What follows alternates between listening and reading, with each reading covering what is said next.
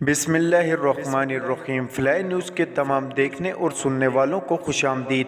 اگر آپ ہمارے چینل پر نئے ہیں تو سب سے پہلے چینل کو سبسکرائب کر دیں اور بیل آئیکن کو پریس کر دیں اور ہماری ویڈیو کو پورا دیکھیں تاکہ دنیا کی معلومات سے آپ باخبر رہ سکیں۔ آئے بڑھتے ہیں خبروں کی جانب۔ نئے آرمی چیف کی تعیناتی کے لیے سمری وزیراعظم دفتر کو موصول ہو گئی۔ فلائی نیوز نے ذرائع کے حوالے سے بتایا کہ وزیراعظم کے دفتر کو وزارت دفاع کی جانب سے نئے آرمی چیف کی تعیناتی کے لیے سمری موصول ہو گئی ہے۔ ذرائع کے مطابق سمری میں 5 نام موجود ہیں۔ وزیراعظم ہاؤس میں اعلیٰ سطح کا اجلاس جاری ہے جس میں اہم تعیناتی سمیت دیگر امور پر غور کیا جا رہا ہے۔ نئے آرمی چیف 29 نومبر کو اپنے عہدے کا چارج سنبھالیں گے۔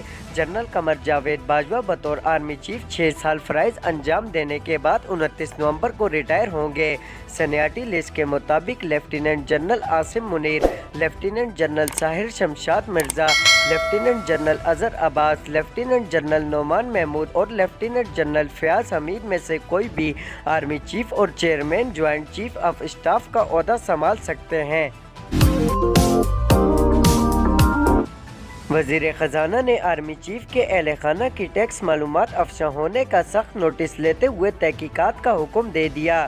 فلائی نیوز کے مطابق وزیر خزانہ اسحاق ڈار میں army chief general Qamar Javed Bajwa کے اہل خانہ کی ٹیکس معلومات افشاں ہونے کا سخت نوٹس لیتے ہوئے اسے غیر قانونی اقدام قرار دیا ہے۔ وزارت خزانہ کے مطابق معلومات کی لیکی ٹیکس دہندگان کی معلومات کو خفیہ رکھنے کے قانون کی خلاف ورزی ہے۔ وزیر خزانہ نے وزیر اعظم کے معاون خصوصی برائے ریونیو طارق پاشا کو معلومات کی فوری انکوائری شروع کرنے کی ہدایت جاری کر دی ہے۔ وزارت خزانہ کے مطابق وزیر خزانہ نے ہدایت کی ہے کہ معاملے میں ملوث لوگوں کا سراغ لگا کر 20 دن میں رپورٹ پیش کی جائے۔ پی ٹی آئی کے سابق رہنما فیصل واڈا نے سینئر صحافی ارشد شریف کے قتل سے متعلق ایک اور دعویٰ کیا ہے۔ اسلام آباد میں میڈیا سے گفتگو کرتے ہوئے فیصل واڈا نے کہا کہ ارشد شریف قتل کے شواہد ابھی پیش نہیں کیے۔ یہ تکلیف دہ معاملہ ہے، اس کیس میں گھٹیا قسم کا مذاق نہیں کرنا چاہیے۔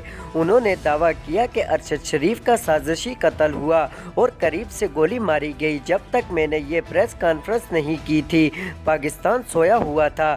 سابق وزیر کا کہنا تھا کہ ارشد شریف کا فون اور آئی پیڈ نہیں ملا۔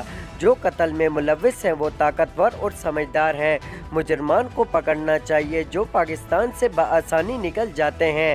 ہمیں گولی چلانے والا نہیں بلکہ چلوانے والے تک پہنچنا چاہیے۔ فیصل واڈا نے مزید کہا کہ مارچ تک دھکیلنا عمران خان کو بند گلی تک لے جانا ہے اور عمران خان کو نااہل کروا کے وزیر اعظم میں نے نہیں انہی لوگوں نے بنانا ہے۔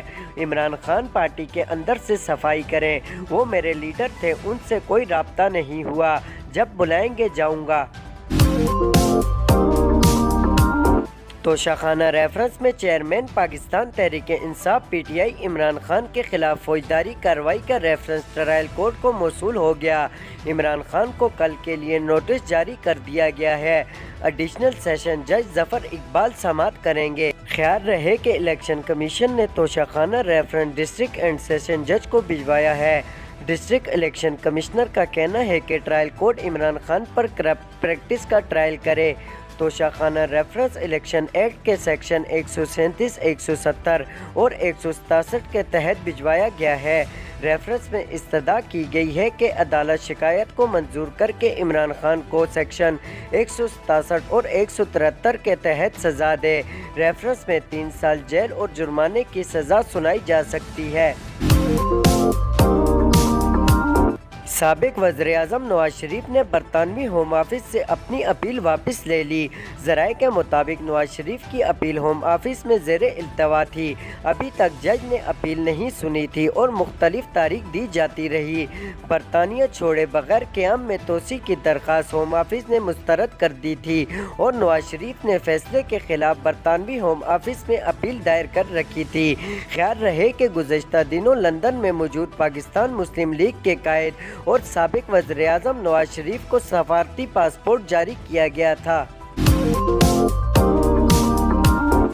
वाशिंगटन अमेरिका के महकमा खारजा का कहना है कि पाकिस्तान अब भी खित्ते में हमारा एक अहम तरीन और काबिल कदर इत्तेहादी मुल्क है। .com के मुताबिक जनूबी एशिया ममालिक के साथ अपने ताल्लुकात की वजाहत करते हुए अमरीकी महकमा खारजा का कहना था कि भारत एक आलमी शराकत दार जबकि पाकिस्तान एक हसास खित्ते में हमारा काबिल कदर इत्तेहादी है।